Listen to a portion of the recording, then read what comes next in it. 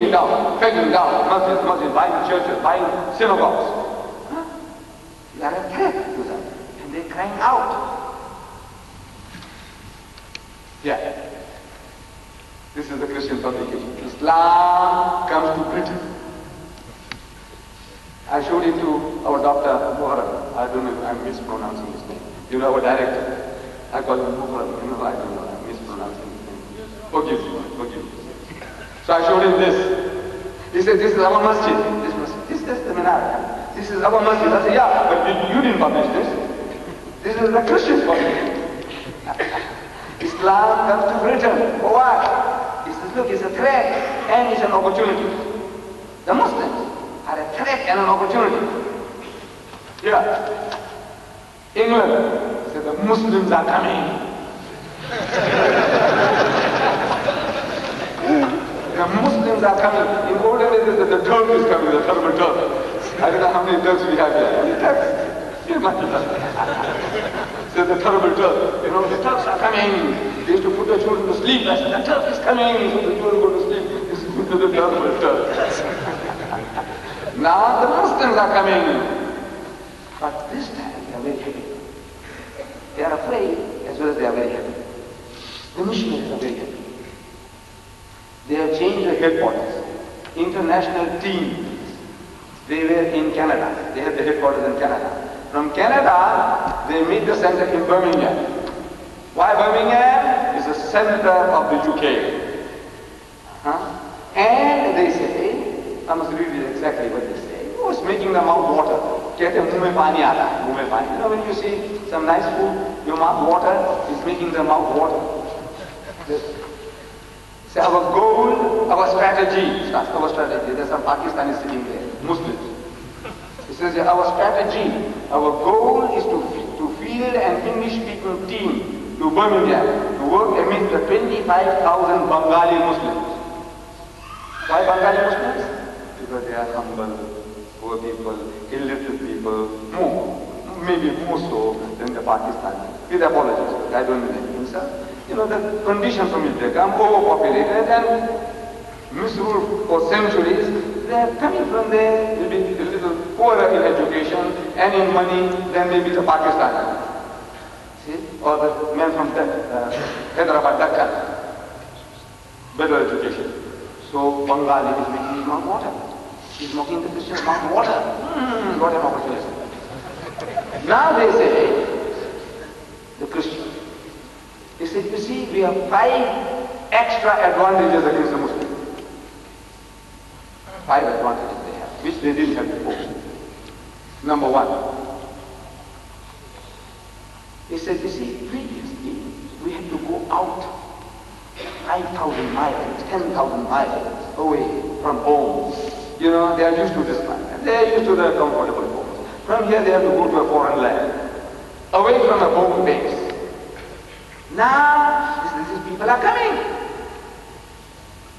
So we can work from a home base. We can sleep with the wife and children, and in the morning we can get started going and knocking people's doors. Or we can work till late at night, and we can sleep with our family. You are now working from a home base. Previously, 5,000 miles away from the home base. 10,000 miles away from the home base. See now? One advantage. Number 2. So culturally, the people, where we went to in Africa or Bangladesh or Indonesia, culturally they were very, very backward. We have to sit on a grass mat on the floor and the lights are buzzing around us. And the smoke is coming from that kitchen of yours, that chimney, the chimney. Smoke is coming, he's smarting his eyes is watering, his nose is watering.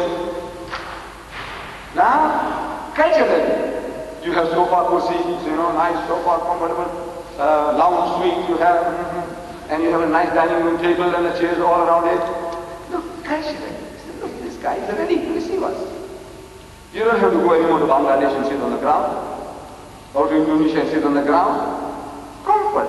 These guys are already prepared for us, for our needs. This is sofa kursi. So, we have an advantage. Number 3, when we went out in the past, parts to do our missionary work.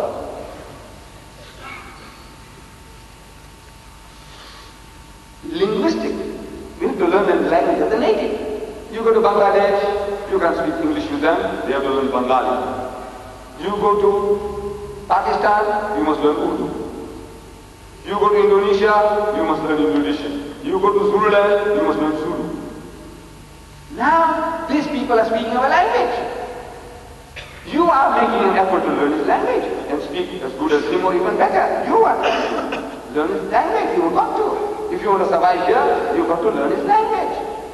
So linguistically, he doesn't have to go out of his way. Look at the advantages that he has now with you. Then, previously, if a man was converted in one of the villages, in India, Pakistan, anywhere, that man stands like a sore thumb. Everybody says, Buddha, you feel like killing him, Habis, apostate, he's left Islam. You know what goes through your mind. You see that Muslim brother of yours, who was your brother? And now he's a murtad, he's an apostate, he's a kafir. How do you feel? So everybody, as soon as a man is born, you know how you feel, killing him. Now, he says that guy becomes a Christian. Here, 16 million so-called Christians. He can become one of us. No trouble, no worry. So now, you are not one in a minority. You know the minority, you become one with the majority. Number 5, he says the governments of those countries, though they are doing nothing to stop the Christians, like in Pakistan. More Pakistanis have been converted into Christianity since independence than in the previous 100 years of British rule. More Bangladeshis have been converted into Christianity since independence than in the previous 100 years of British rule. But the people are not happy. The governments are not happy. Though they are not putting any obstructions in the way, they are not happy. Here, our government is happy. Take them in and follow them, digest them. These are foreign elements. Foreign way of behaviors, make them one of us, make them all big eaters, make them want to drink wine, do better business. Can you see that market? And these students are coming, brainwash them, convert them. So, perhaps it's not working. It's a challenge. It's an eternal challenge to the Christian. We are an eternal challenge. You are a provocation. The very fact that you are a Muslim is an insult. The very fact that you are a Muslim is an insult. You wear a topi, you are an insult. To them, maybe we also feel it that way. So we say, take it away. Put it in the pocket. Yeah, they are an insult to them. You are provoking them. Even with this. Previously we used to beat with the red fez, the Turkish fez. I used to wear that. Like a Turk. We had a brigade, called the Muslim Dance Brigade. Everybody wore the Turkish fez. We call it Turkish fez. The red topi with the tassel. Yes. But now, even this humble thing, we are terrified of. We have lost our identity. We have lost. The Sikh, a handful of Sikhs compared to us in India.